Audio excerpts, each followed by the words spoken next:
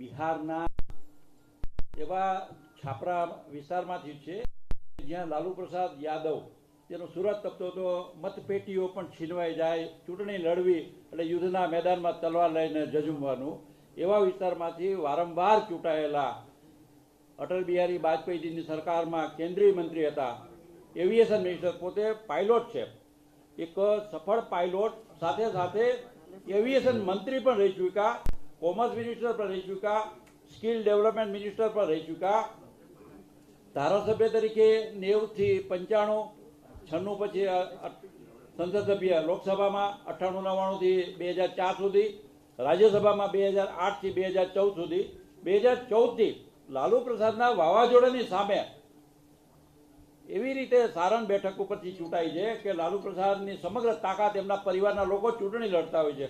Last time એમના દીકરી રોહિણી આચાર્ય લડતા હતા, પરંતુ એક જનાધાર ધરાવતા નેતા, એક એવા જાંબાજ નેતા કે જેમને લોકોની સાથે લાગણી ભરેલો જોડાવ છે, એવા રાજીવ પ્રતાપ રૂડીજી પોતે પાયલોટ તો છે જ, પણ સાથે સાથે એક એકેડમિશિયન પણ છે, એક સારા શિક્ષણ શાસ્ત્રી પણ છે. એમણે પોતે મગધ યુનિવર્સિટીમાં શિક્ષણ પ્રાપ્ત કર્યું અને ત્યાં જ એમને અર્થશાસ્ત્ર વિદ્યાર્થીઓને ભણાવ્યું પણ છે. આવા આદરણીય રાજીવ પ્રતાપ રૂડીજી જ્યારે આપણી સમક્ષ છે, હું એમને વિનંતી કરું રાજકોટના પત્રકાર મિત્રો સંબોધન કરે.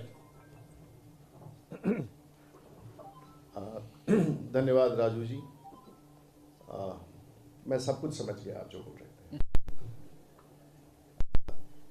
अध्यक्ष हमारे मुकेश दोषी जी, यज्ञेश जी मेरे साथ कल से,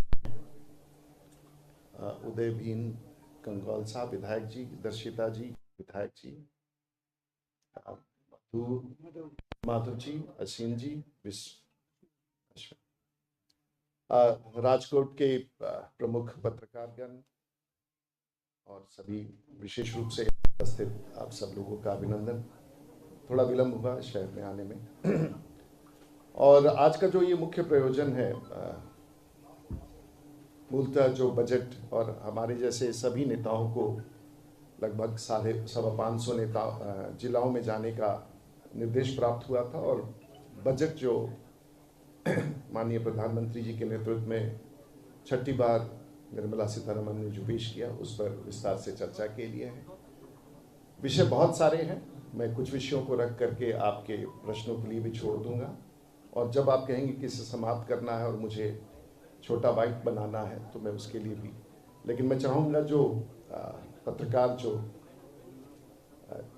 अन्य हैं जो टीवी जगत से हैं, तो आप अगर विस्तार से कुछ विषयों पर चर्चा करना चाहें तो मैं करने के लिए तैयार हूँ। आपने मेरे बारे में विस्तार से बताया। मेरा ये राजनीतिक जीवन का 34वां वर्ष है, और मैं विधायक भी रहा हूँ, सांसद भी रहा हूँ राज्यसभा लोकसभा में, और मेरा ये 7वां टर्म है लोकसभा राज्यसभा में। मैं 26 साल की उम्र में बिहार में विधायक बना, और मेरे से ज़्यादा मेरी प्रसिद्धि जिनके खिलाफ मैं लड़ता हूँ उनकी हो जाती है, क्योंकि मेरे बारे में कम होता है और जिससे मैं लड़ता हूँ उसके बारे में चर्चा ज़्यादा हो जाती है। तो इसका परिणाम होता है कि मैं पीछे आ जाता हूँ, वही वापस आगे आ जाते हैं। लेकिन शायद विश्व का एक रिकॉर्ड बनेगा भारत में कि एक ही परिवार से लड़ने वाले, मैंने पूरे परिवार के पूरे खानदान से चुनाव लड़ लिया है। शायद भारत में ऐसा नहीं होगा कि उस खानदान के एक एक व्यक्ति जो महत्वपूर्ण है, अब एक आध बचे हैं, उनसे भी एक आध 2 चुनाव में लड़ लूँगा, तो शायद वर्ल्ड रिकॉर्ड बनेगा कि एक ही परिवार के सब लोगों से मैं चुनाव लड़ चुका हूँ, starting from Lalu Prasad Yadav ji, Rabri Devi, and so forth and so. तो वो कुछ बहुत बड़ी बात नहीं है, लेकिन संयोग ऐसा है। आज का ये विषय मूलतः बजट से संबंधित है, और राजकोट जो अपने आप में ऐतिहासिक है, मुझे यहाँ आने का मौका मिला, और मुझे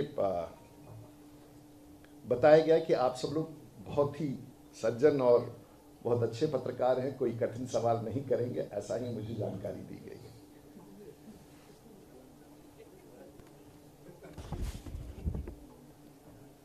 ये सरकार का 11वां वर्ष है, और माननीय प्रधानमंत्री जो आपके प्रदेश से मुख्यमंत्री के रूप में जाके भारत में देश को नेतृत्व दिया है, उनका 11वां बजट था, और लगातार तीसरी बार, जो शायद मैं भी अपने राजनीतिक जीवन में तीसरी बार लगातार जीत के आया हूँ, वैसे तो बीच में 7 बार हो चुका है। और आखिर में जब बजट बनाया जाता है भारत का, और याद रखेंगे इस विषय को कि जब हम बजट की बात करते हैं तो उसमें राजकोट भी शामिल है, उसमें पौंडीचेरी भी शामिल है, उसमें लक्षद्वीप भी शामिल है, उसमें दमन दीव भी है, और उसमें जम्मू कश्मीर भी हो जाता है। और ये 140 करोड़ लोगों का बजट होता है, तो उसे किसी राज्य के प्रति केंद्रित करना बड़ा कठिन होता है। लेकिन देश की जो नीतियां बनाई जाती हैं वो राज्यों तक भी आता है। राज्यों की भी अपनी भूमिका होती है, उनका अपना बजट होता है, भारत सरकार का समर्थन उसमें प्राप्त होता है। तो उस दृष्टिकोण से अगर हम समझें तो बेहतर होगा। और राष्ट्रीय प्रवक्ता के रूप में जब इस विषय को रख रहा हूँ तो राष्ट्र के दृष्टिकोण से स्वाभाविक है कि आपकी रुचि राजकोट और गुजरात से होगी, लेकिन सामूहिक रूप से मैं इस विषय की चर्चा करूँगा। सबसे पहले बजट बनाने में देश का गोल्स क्या है, लक्ष्य क्या है और एस्पिरेशंस क्या है, महत्वाकांक्षा क्या है, और वहाँ से शुरुआत करके हम सब कई मुद्दों को देखते हैं जिससे पूरा, और राजकोट तो वैसे भी निर्यात के लिए भी, इंडस्ट्री के लिए भी, टेक्सटाइल के लिए, मैन्युफैक्चरिंग के लिए जाना जाता है। तो बहुत सारे ऐसे विषय होते हैं जो केंद्र सरकार द्वारा निर्धारित होते हैं, परंतु राज्यों को और जिलाओं को भी प्रभावित करता है। और सबसे पहले देश की एस्पिरेशंस और गोल के साथ साथ इंटरनेशनल सिचुएशन का आकलन अगर कोई करके राज्यों की नीतियों को निर्धारित करता है तो वो केंद्र की सरकार होती है। और बहुत सारे महत्वपूर्ण विषय हैं जो आपको प्रभावित करता है, चाहे वो तेलों का दाम हो, दुनिया में ग्लोबल कॉन्फ्लिक्ट्स हो, वर्ल्ड का रिसेशन हो या ग्रोथ हो, पॉलिटिकल चेंजेस जो दुनिया भर में होते हैं, पॉलिसी फॉर्मुलेशंस। अब आपको लगता होगा कि ट्रंप और बाइडेन का जो चुनाव हो रहा है वो भारत को नहीं प्रभावित करता है, ऐसा नहीं है।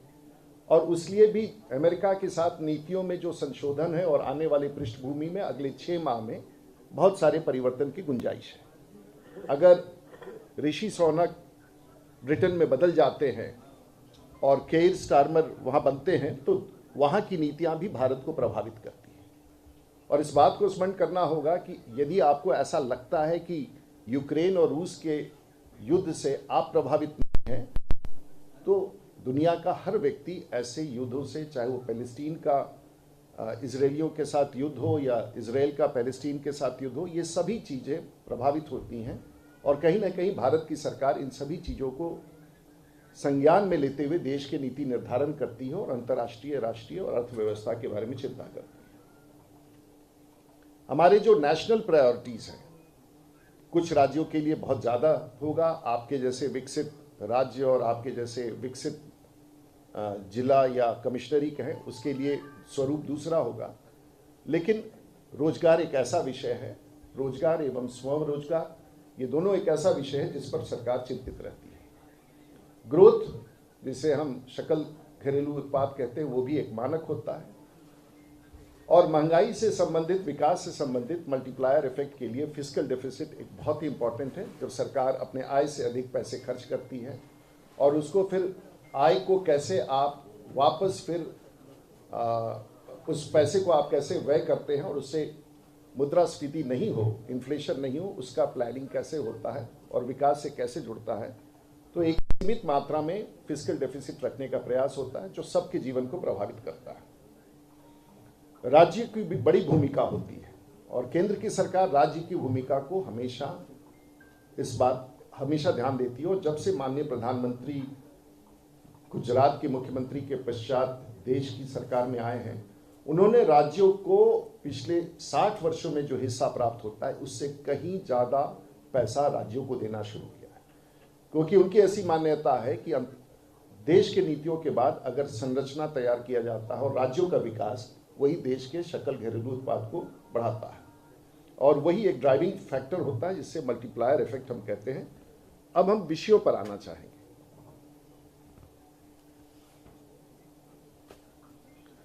महंगाई एक महत्वपूर्ण विषय है और राज्य सरकार की नीतियां तो प्रभावित करती हैं, लेकिन देश की नीतियां भी महंगाई को, और हम इस बात को दावे के साथ कह सकते हैं कि देश में कोर इन्फ्लेशन, जिसे हम फ्यूल से कहते हैं या नॉन फूड आइटम से कहते हैं, वो नियंत्रण में है, 3.1% के नीचे है, उस प्रतिशत से नीचे। और महंगाई, ओवरऑल महंगाई समेकित महंगाई 4.1% से कम है, जो अपने आप में एक बहुत बड़ी उपलब्धि है, जो केंद्र की सरकार दावे के साथ कह सकती है। हम लोगों ने पुराने बजट तो 11-10 साल पेश हुआ और अंतरिम बजट भी पेश किया गया था चुनाव के पूर्व। इस बात का आप ख्याल रखेंगे कि देश के प्रधानमंत्री का इस कॉन्फिडेंस को ध्यान देंगे कि हमने जो अंतरिम बजट पेश किया था उसमें भी दृष्टि अगले 5 वर्षों का था और उसका उल्लेख वर्तमान के बजट में दिख रहा है। और ये अपने आप में एक बड़ी उपलब्धि होती है कि आप चुनाव भी लड़ने जा रहे हैं तो भी आपकी नीति दृष्टव्य 5 वर्षों का होता है। हम लोगों ने अपने इस बार के बजट में 4 प्रमुख विषय रखे हैं और मैं जब भाषण सुन रहा था, और शायद ये परिभाषा आप सब लोगों को मैं फिर से दोहराऊंगा जो एकेडमिकली इस बात को समझना चाहेंगे, कभी हम लोगों ने महिलाओं को जात नहीं कहा, युवाओं को जात नहीं कहा, किसानों को जात नहीं कहा और गरीबों को जात नहीं कहा। देश के प्रधानमंत्री ने पहली बार कहा है कि जाति से हट करके ये हमारे लिए जात हैं जिसको हम चिन्हित करते हैं। And all these 4 components are caste, जिसको हम जातिगत कहते हैं। और ये परिभाषा में एक बहुत बड़ा परिवर्तन है कि जो सामान्य रूप से जातियों के बारे में बात की जाती है उस परिभाषा को देश के प्रधानमंत्री ने बदल करके अब जातियों की श्रृंखला 4 बनाई है, जिस पर ये पूरा का पूरा बजट केंद्रित है। ये थोड़ा कठिन होता है और अगर हम जात के बारे में लिखें तो जाति हम लोग वर्ग विशेष को समझते हैं, लेकिन देश के प्रधानमंत्री जी ने और वित्त मंत्री ने वर्ग विशेष को, जाति को इस 4 भाग में बांट दिया है। हम लोगों ने चुनाव के पहले घोषित किया था कि किसानों के एमएसपी के बारे में, और उसको हम लोगों ने वापस 50% मार्जिन ओवर कॉस्ट, यानी कि किसान के उपज के जो कीमत आती है उससे 50% ज़्यादा हम कीमत देंगे। ये हमारा बेसिक पॉलिसी था जो इस बार लागू किया गया है। और दूसरा एक बहुत बड़ा योजना, मैं नहीं जानता हूं कि उसका लाभ इस राज्य में कितने लोग उठा पाते हैं, लेकिन मुझे लगता है ज़रूरत है, लेकिन 80 करोड़ लोगों को मुफ्त अनाज देने की योजना अपने आप में अगले 5 साल के लिए देश की सरकार ने किया, जो अपने आप में एक बहुत बड़ा विषय। इस बार का बजट थीम क्या था, और आप बार बार, क्योंकि बजट 1.5-2 घंटा बोला जाता है तो मैं संक्षिप्त रूप से दोबारा एक रिकैप कर दूं। Budget theme was employment and that was most important for the Prime Minister, and that is an issue which we are going to address very strongly. और 5 योजनाएं भारत में लाई गई हैं जो यूथ से संबंधित है और उसमें लगभग 4.25 करोड़ नौजवानों को देश में प्रभावित करेगा। Youth and employment has been the focus from the central government right up to the district level, and that trickles down. That trickling effect will take in next 5 years, that we have targeted about 4.5 crore youth to get employed. और इसके लिए लगभग 2 लाख करोड़ देश की सरकार ने इस वर्ष रखा है। इस वर्ष 1,48,000 करोड़ रखा है और आने वाले दिनों में समेकित रूप से उसे 5 वर्षों तक चलाया जाएगा। And that is the primary area of focus. इस पर अगर आप कुछ पूछना चाहेंगे तो मैं, हर बार बजट के प्रायोरिटीज डिसाइड होते हैं और क्योंकि विषय इतने होते हैं कि आप उसमें प्रायोरिटीज अगर ना डिसाइड करें तो 5 वर्ष का फोकस क्या होगा। और इस बार 5 वर्षों के फोकस में जो हम लोगों ने पिकअप किया है, एक थीम है। Theme is about employment and the focus is on about 9 priority sectors. और इसमें प्रोडक्टिविटी, किसानों के प्रोडक्टिविटी को बढ़त देने का एक सबसे बड़ा है। मैं उसको एक एक करके किसानों के बारे में 8-10 विषयों को रखूंगा ताकि आपको बहुत सारा कुछ लिखने का, लेकिन अगर आप कुछ विषयों को समझ पाएंगे तो हो सकता है कि आने वाले दिनों की लेखनी में उसका आप उपयोग कर सकें। इस वर्ष किसानों के लिए 1.5 लाख करोड़, जो पिछले बजट से 6% अधिक है, दिया गया है। और हम 125 करोड़ के देश है। एक विषय को आपको याद रखना होगा कि एक किसान, चाहे वो गुजरात का हो और ये किसान चाहे वो नॉर्थ ईस्ट में सिक्किम का हो, और मेरा तो ऐसा मानना है कि किसान दुनिया भर का, मैं तो दुनिया भर घूम के आ चुका हूँ, जाते रहता हूँ, चाहे यूरोप का हो, चाहे अमेरिका का हो, चाहे किसान कहीं का भी हो दुनिया भर में, उसका जीवन बहुत ही कठिन होता है और किसान औसतन गरीब होता है। मैं भी किसान हूँ और मैं जानता हूँ कि जब भी मैं खेती करता हूँ और खूब मूल लगाता हूँ, मुझे पैसे वापस नहीं आते हैं। और ये मैंने अनुभव के लिए बड़ी खेती की है। बिहार में मैं एक सामान्य परिवार का हूँ, लेकिन मेरे पास थोड़ा बहुत खेत है और मैं देखता हूँ, और देश के प्रधानमंत्री और सरकार इस बात को महसूस करती है कि किसान कहीं का भी समृद्ध नहीं हो पाता है। उसे बड़े देश तो सब्सिडी देते हैं, बड़ी सब्सिडियां देते हैं, हमारे यहाँ सीमित क्षमता है, तो राज्य सरकार और केंद्र सरकार मिला चुके हैं। और इस बार हम लोगों ने, क्योंकि संख्या वृद्धि हो रही है और रेजिलिएंट क्लाइमेट, एक तरफ क्लाइमेट चेंज का प्रभाव है, लेकिन रेजिलिएंट वैरायटीज, हमारी उत्पादकता कम ना हो, इसलिए हम लोगों ने 109 वैरायटी का, और ये देश में 109 वैरायटी उसकी सूची प्रकाशित होने वाली है, रेजिलिएंट क्रॉप्स, जो प्रकृति के मार से, चाहे वो गर्मी बढ़े हो या बरसात ज़्यादा हो, उससे रेजिलिएंट हो, इसकी हम लोगों ने बहुत बड़ी योजना लॉन्च करने की घोषणा की है। एंड शायद this would be a game changer for the farmers in times to come. Pulses, oilseeds, groundnut, जो आपके यहाँ काफ़ी बड़ी मात्रा में होता है, सनफ्लावर, मिशन के रूप में ऑयल सीड्स, क्योंकि आज भी हम मुझे वो आंकड़े देखने होंगे, शायद हम लोग अभी भी पल्सेस के इंपोर्ट में और ऑयल्स के इंपोर्ट में हम लोग अंतर्राष्ट्रीय रूप से निर्भर हैं, और इसीलिए इसका संग्रहण, इसका storage, pulses for the farmers, so we are talking about resilient variety and pulses. और लैंड रिकॉर्ड्स, जो अंग्रेजों के ज़माने में जहाँ जहाँ अंग्रेजों ने शासन किया, वहाँ के लैंड रिकॉर्ड्स तो थोड़े व्यवस्थित किए गए थे, और बहुत राज्यों में जहाँ अंग्रेजों का वैसा विस्तृत शासन नहीं था, वहाँ के लैंड रिकॉर्ड्स आज भी तैयार नहीं है। और एक किसान के लिए उसके जीवन में सबसे महत्वपूर्ण होता है उसकी ज़मीन की पहचान और उस ज़मीन की कीमत और ज़मीन पर बसने वाले लोगों की खेती।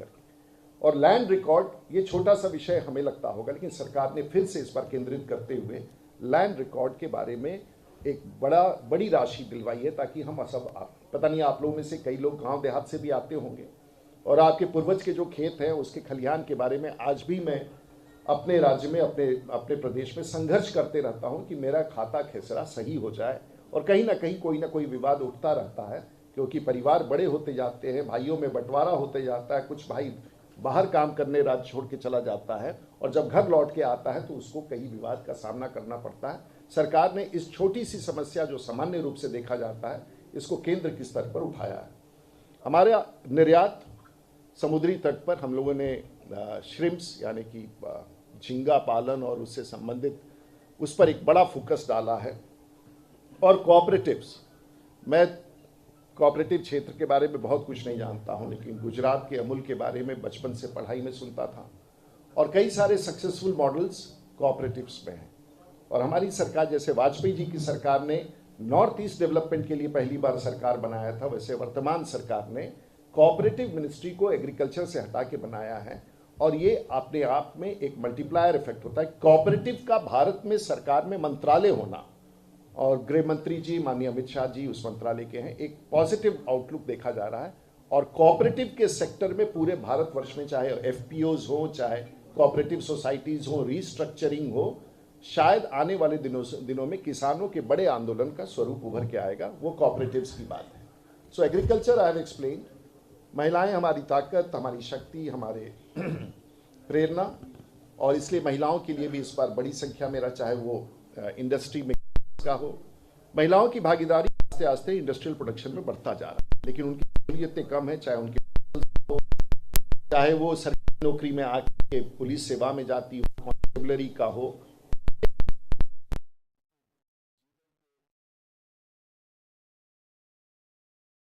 कामकाजी महिलाएं हो, उनके लिए क्रेशेस जो हो, या हॉस्टल्स हो, या प्राइवेट सेक्टर के साथ इंडस्ट्री में काम करने के लिए बड़ी संख्या में महिलाएं जा रही हैं। लेकिन शायद आज भी उनमें परहेज होता है कि हम कहाँ रहेंगे, तो टेक्सटाइल सेक्टर में हो और किसी सेक्टर में हो, बड़ी संख्या में महिलाओं के इंडस्ट्रियल क्षेत्र में काम करने की स्थिति में सपोर्ट भारत की सरकार देगी, ताकि उनके लिए रहने की व्यवस्था, डॉर्मेट्रीज हो और प्रोटेक्टेड एनवायरनमेंट में, ये हमारे लिए महत्व।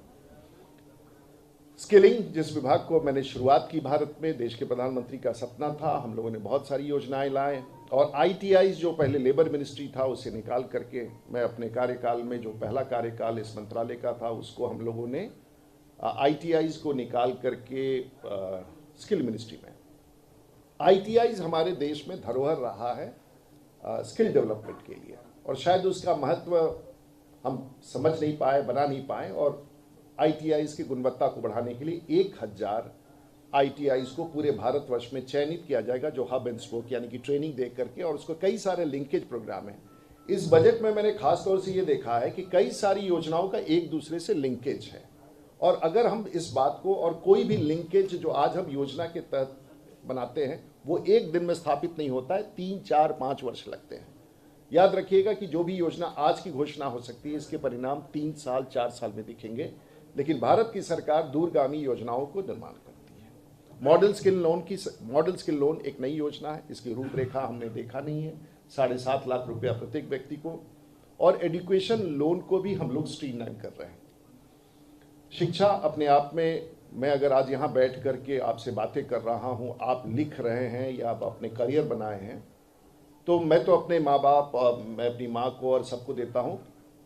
मैं कोई बहुत बड़े परिवार का नहीं हूँ, लेकिन आज मैं इस स्थान पर बैठा हूँ और देश की सरकार में काम करने का, तो मेरी पूंजी सिर्फ वो शिक्षा है जो मेरी माँ या मेरे पिताजी ने अपने समय में तैयार करा के दिया था। हमारे लिए मूल पूंजी शिक्षा है, और शिक्षा लेने के बाद या शिक्षा का लाभ जो लेता है उसका जीवन स्तर अपने आप सुधरता जाता है। और मैं समझता हूँ शिक्षा की जगत में भी हायर एजुकेशन के लिए लोन का प्रोविजन किया गया है, जो पहले भी था, लेकिन उसे अपग्रेड करने का प्रस्ताव सरकार ने लिया है।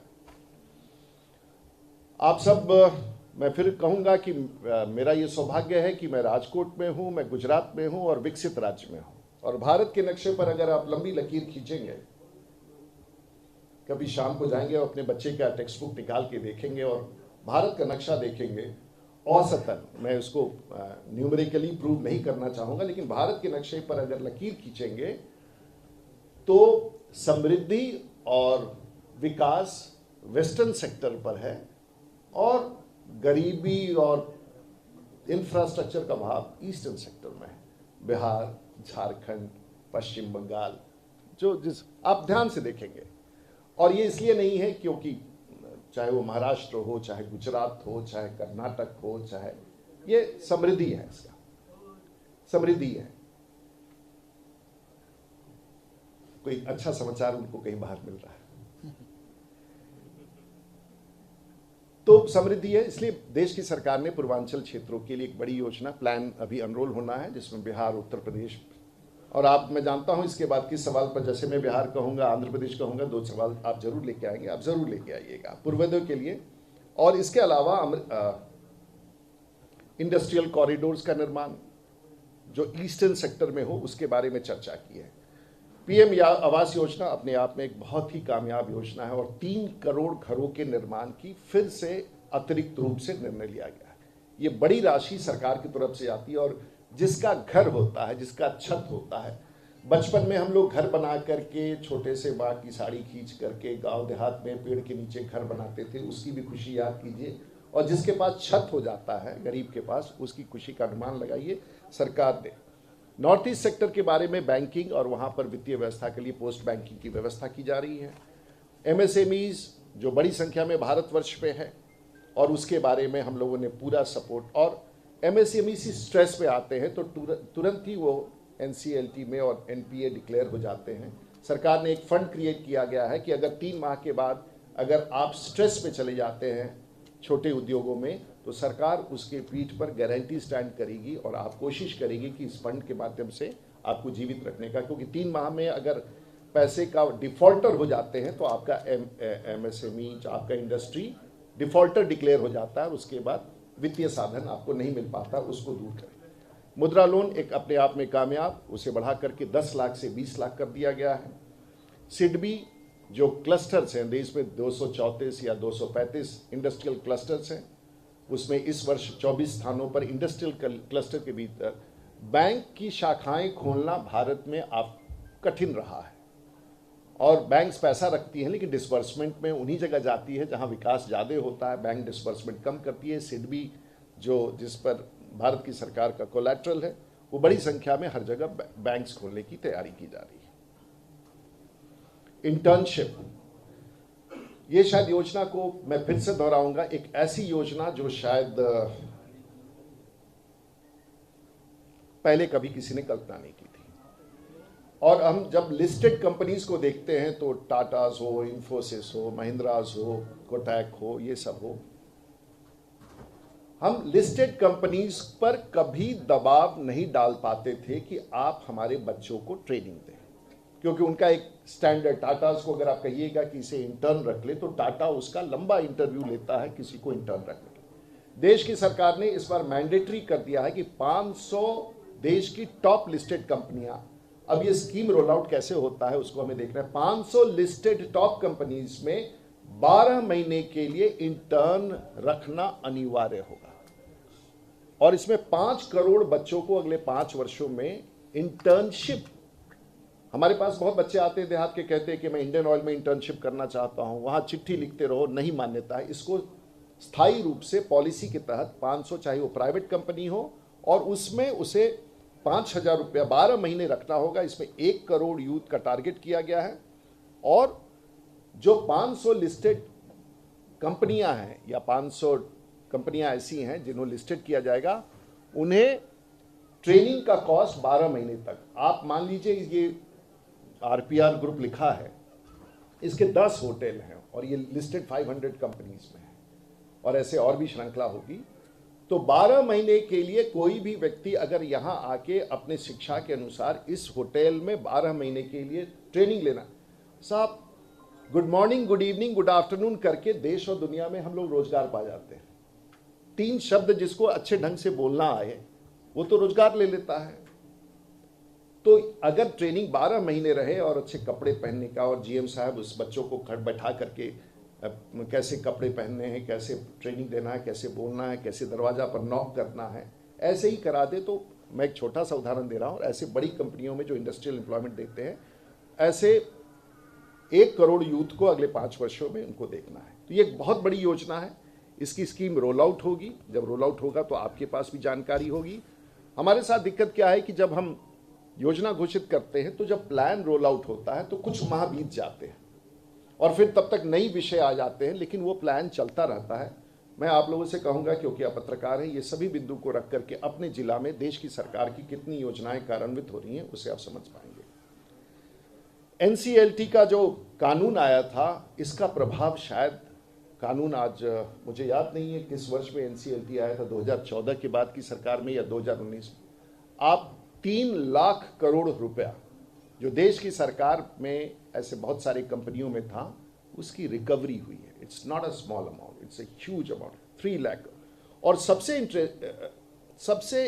इंटरेस्टिंग है कि 10 लाख करोड़ इस कानून के आने के बाद, I have to check when it was brought in, इस कानून के आने के बाद 10 लाख करोड़ 28,000 ऐसे कंपनियां हैं जो इस कानून के आने के बाद बिना अपील में गए हुए, उन लोगों ने 10 लाख करोड़ का डेट पेमेंट कर दिया। Now one decision of the government by creating a body which is called NCLT, we have a full form of it, compelled those people who were defaulters to deposit 10 lakh crore. ऐसा कभी हुआ ही नहीं है। Banks का छोड़ दीजिए, एनपीएस का छोड़ दीजिए, this are about routine people who were defaulting. So it has also strengthened the creditors, the debts have been waived off and they are capable of again going back. Urban development, आप जैसे मैं कहेंगे मैं छोड़ दूंगा, हाँ, क्योंकि बहुत विस्तार से जाने की जरूरत नहीं है, मैं कोई क्लासरूम में बैठा नहीं हूं, मैं आपको सिर्फ एक पृष्ठभूमि देना चाहता हूं। अर्बन डेवलपमेंट बहुत महत्वपूर्ण है। कल मैं रात को अहमदाबाद में 9 बजे रात को उतरा हूं जहाज से, उसके बाद ठीक 3 घंटे में यहाँ आया हूं, और पूरे रास्ते में सड़क किनारे मुझे बड़ी आबादी दिखती रही।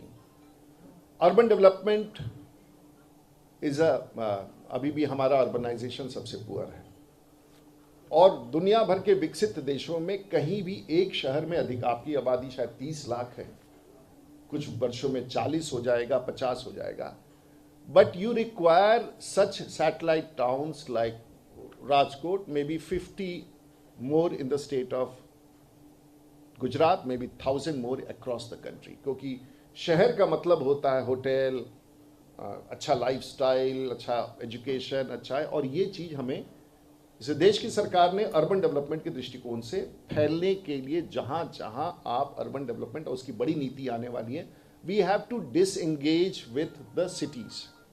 Rajkot becomes a police commissionerate, Rajkot becomes a, keeps on growing. But unless and until we reduce this pressure on the cities, India will never be treated as developed unless until we project ourselves. Europe में, America में लोग 200 kilometre भी चल करके office जाते हैं और 200 kilometre से आते हैं, जहां उनका खूबसूरत शहर होता है, जहां पार्क्स होते हैं, जहां जिम होता है, जहां शॉपिंग मॉल होता है, जहां, तो ये एक कल्पना है और भारत तो अपने आप में विकास के दृष्टिकोण में चल रहा है। Energy security is most important. We are not deficit in security, but if we have to meet our commitments with climate change commitments to the pre-industrial level, तो हम लोगों को, और ये 3 करोड़ घरों में सोलर रूफ पैनल लगा करके 300 यूनिट, पता नहीं आप लोगों ने गुजरात में शुरू किया है कि नहीं, लेकिन हमारे बिहार में बहुत कामयाब है और हम लोग अपने घर के ऊपर सोलर से लगा के, और बहुत सब्सिडी है सर.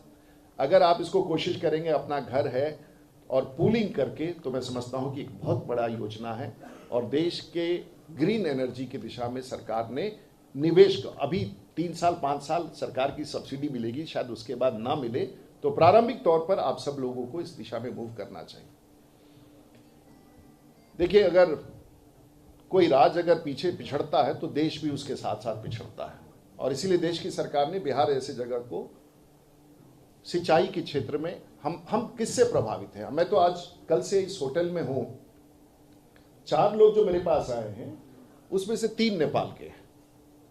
तो आप सोचिए कि कितनी बड़ी संख्या में नेपाल, पता नहीं नेपाल के कितने लोग इस होटल में काम कर रहे हैं या बाहर काम कर रहे हैं, बट मुझे बच्चों से बात करने से पता चला कि बड़ी संख्या में नेपाल के लोग हैं.